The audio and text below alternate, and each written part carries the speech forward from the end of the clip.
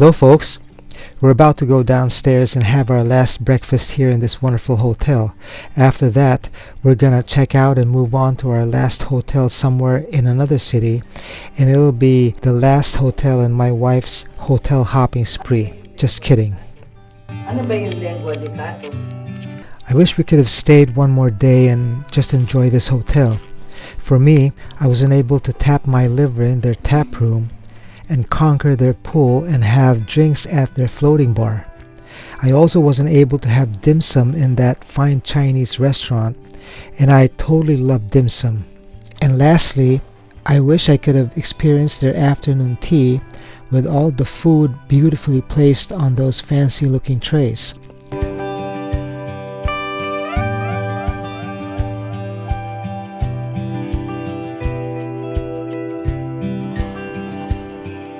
Yeah, papunta na kami kain.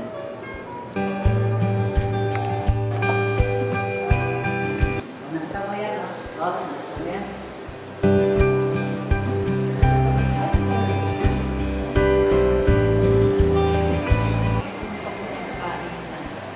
Wala pa atang tao. Kami pa lang ang muna. Walang pila. Saturday pa ngayon?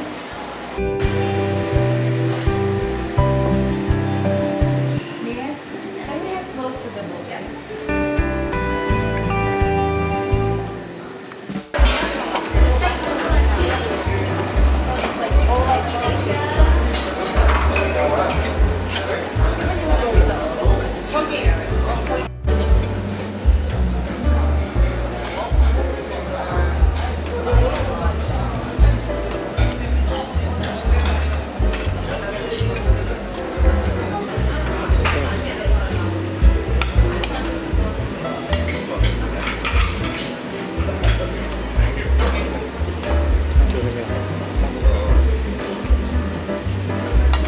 Nalagyan mo ito ng sugar? Oo, may bukas na eh. It's okay, meron na nga ako. Meron be, yun ang kinain ko kahapon. Bibingka tsaka puto bongbong. Yung hindi breakfast dun sa sa lobby. Ang kainan dun. Hindi dito be. Ang sarap ng puto bongbong. Hindi breakfast, o-order ka. Hindi sila, no-order yun. May bayan.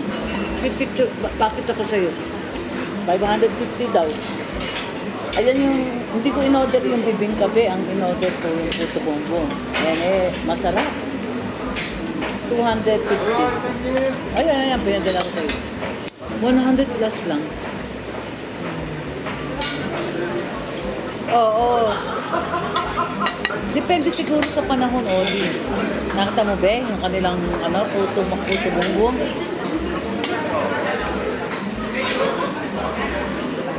Ang sarap ng puto bongbong nila. 220.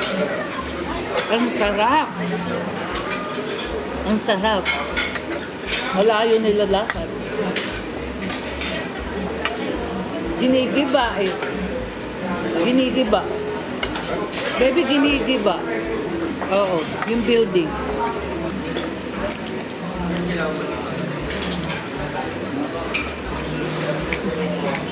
Sarap. Still in the Philippines. So you tour. Tinapay. Ha? Tinapay mo. Meron ako nakitang halal eh. Titikin ako ng isang karning halal. Perfect pa yan. Yeah, good. Sabi ko sa'yo maraming parang doon. Eh. Maraming pagkain parang pang-lunch na libre. Oo nga. Kahapon nga, meron pa silang grill na inihaw. Na bangus. Sarap ko ah. Okay yan. Dahil isang ayoko, matamis. Matamis. Ayoko. Lagay mo dito.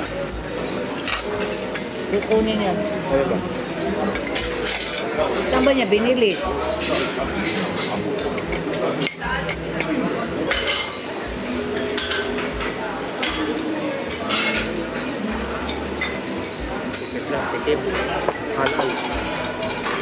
Halal food means food that is not pork, blood, or anything with alcohol, according to Islamic dietary laws.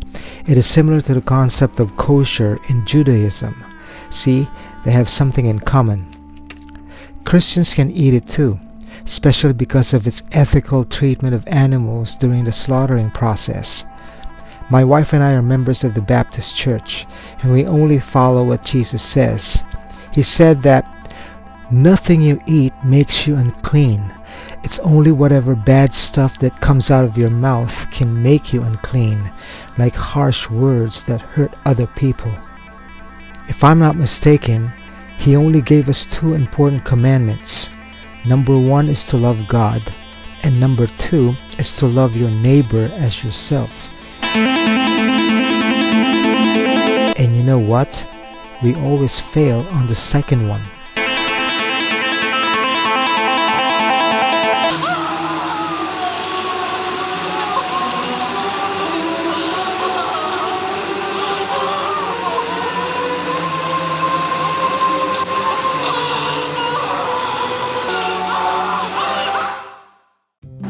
After breakfast, there was still time to roam around and appreciate some of the other areas of the hotel before we totally check out.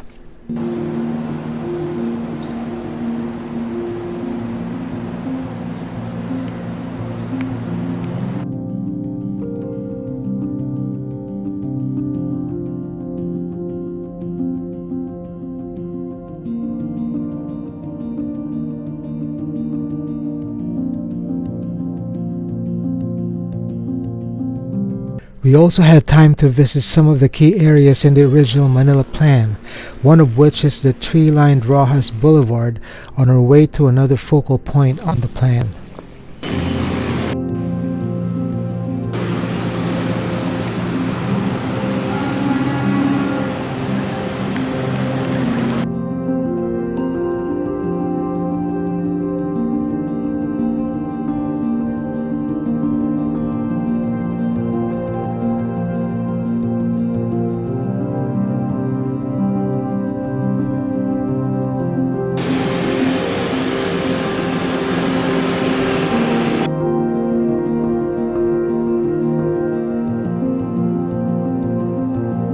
We came across the statue of the Tamarau, or the Mindoro dwarf buffalo, a species native to the country and originally found in the island of Mindoro.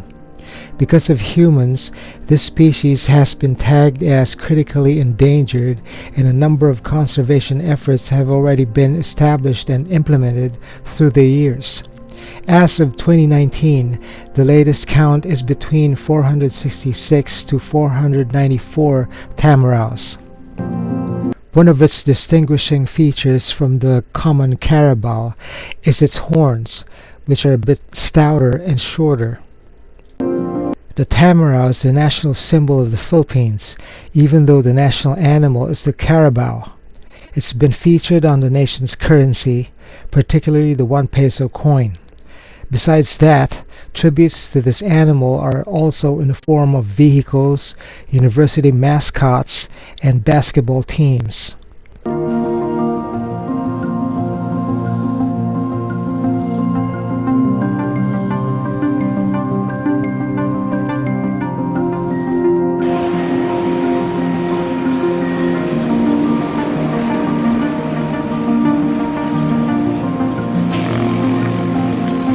The Centennial Clock is a three-faced Bulova clock mounted on a stone pillar built by the Freemasons of the Philippines and was inaugurated in 1998 to celebrate the centennial of the First Philippine Republic.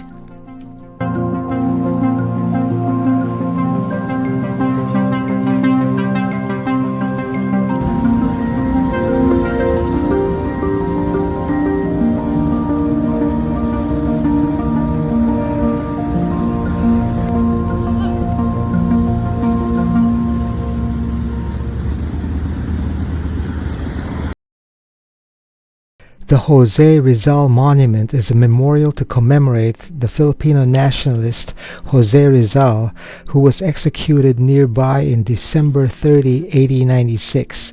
The memorial was unveiled 17 years after his death.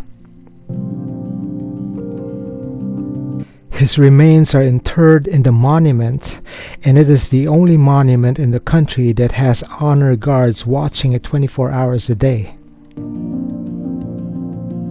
His memorial was supported by President Theodore Roosevelt and William Howard Taft, the first American Governor General, as a model for Filipinos under American rule to emulate towards the achievement of their own autonomy.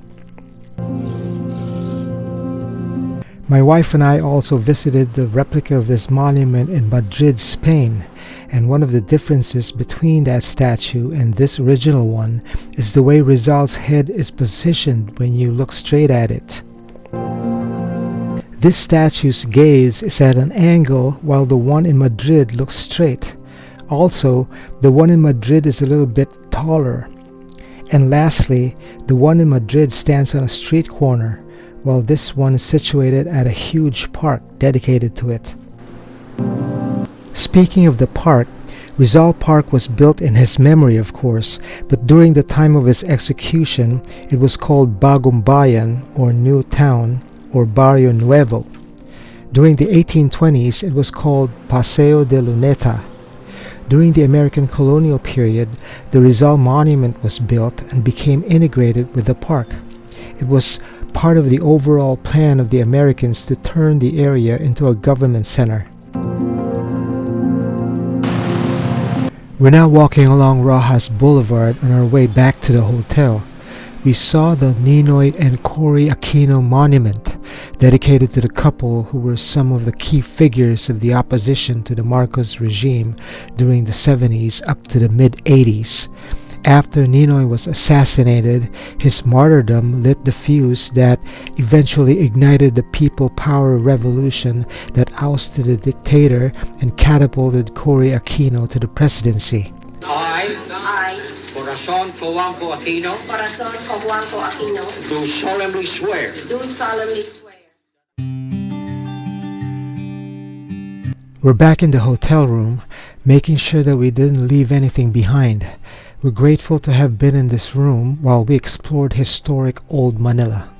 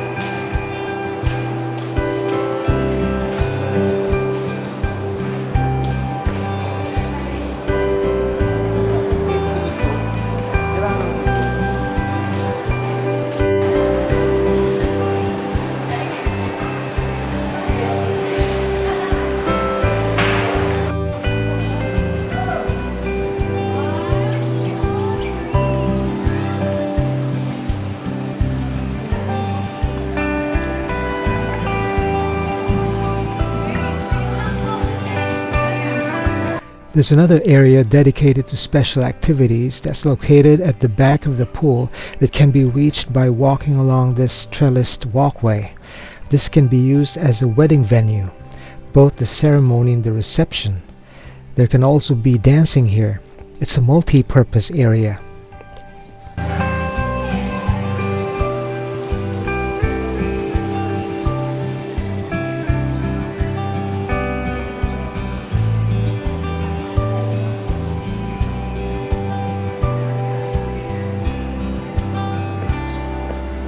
When you walk up the stairs, there's a bay viewing area where you can sit back and relax, sipping your favorite drink. This can also be part of the reception area after a wedding ceremony downstairs.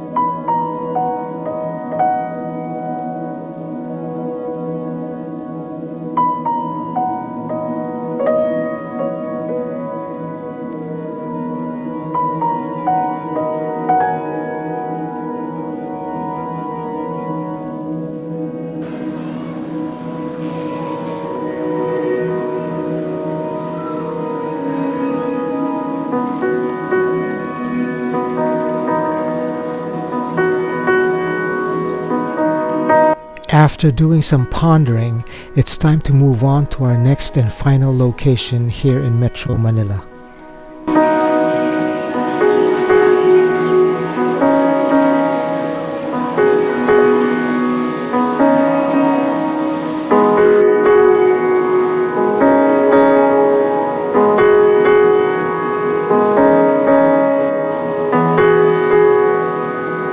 May kain ng step.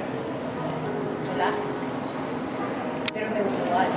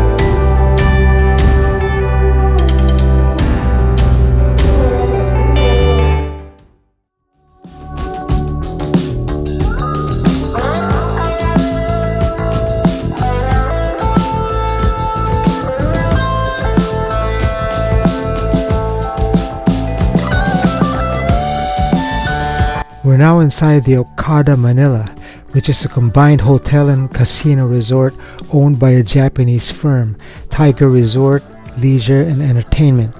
It's a 5-star hotel that started its operations back in 2016.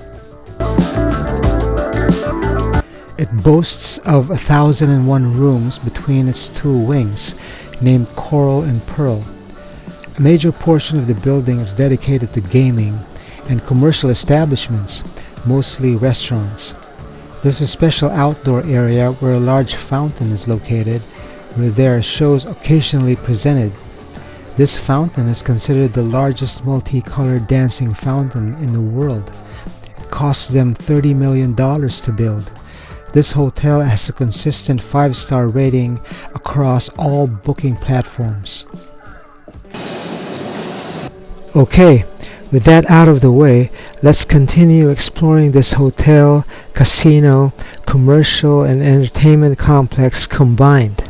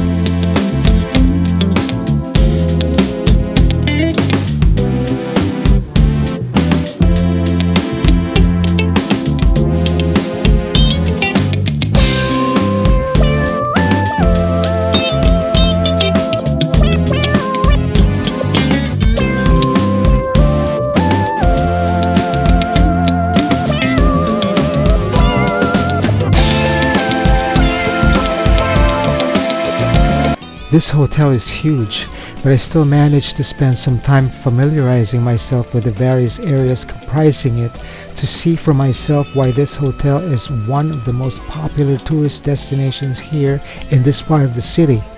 Also, I wanted to go to my favorite global store to buy my usual essentials like wine and beer.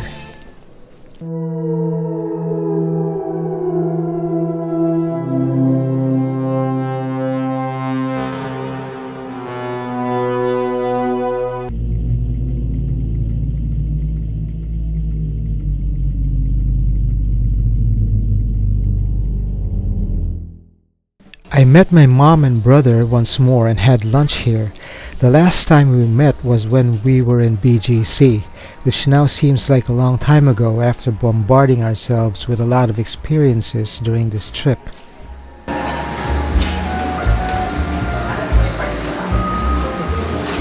Sarap po kumain ni Mama eh. After lunch, I went for a bathroom break and realized that since this is a Japanese-owned hotel, it might be the reason why its toilets are like the ones in Tokyo. Also after lunch, my wife joined me and my family to Starbucks for coffee and cake. She also met some members of her family upon arrival just a while ago.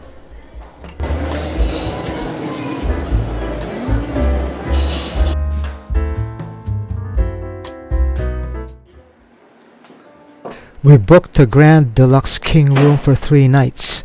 Needless to say, upon seeing this room, which looks more like a condo unit than a room, my wife ended her hotel hopping spree with this hotel as being number 1 on her list.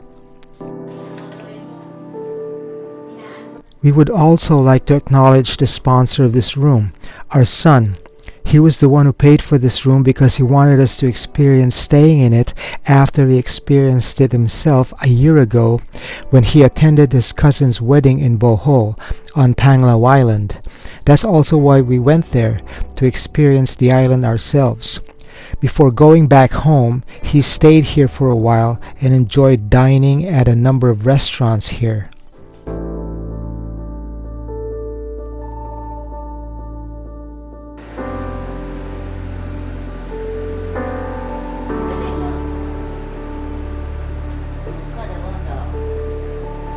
Sala pa.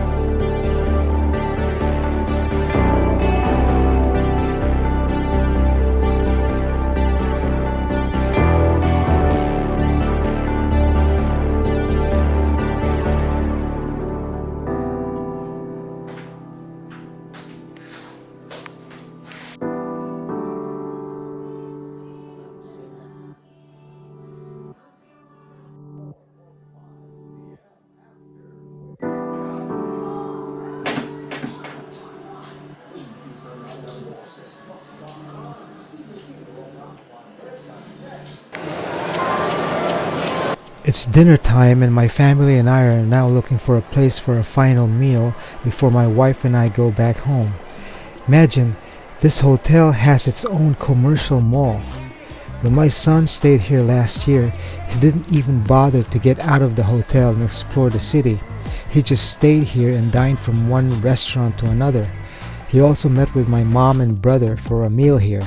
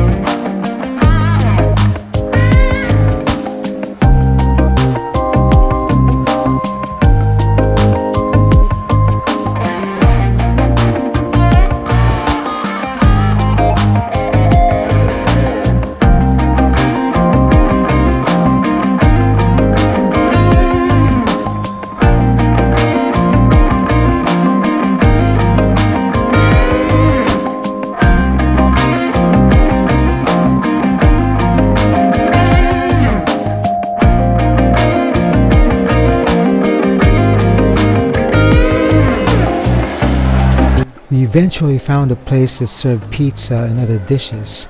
I decided not to film it because I wanted to savor these few moments I had with my family without being distracted by the camera. Another travel day is now in the books. As usual, days like this are kinda hectic, where you have to switch from one location to another, but it can be enjoyable too, especially when you know your family is waiting for you on the other side. I'm especially thankful that whatever is going on in their lives, they find time to share a moment with you. In the next 2 days, we'll explore more of what this hotel boasts of, the ones that we didn't see today, like the casino and the pool.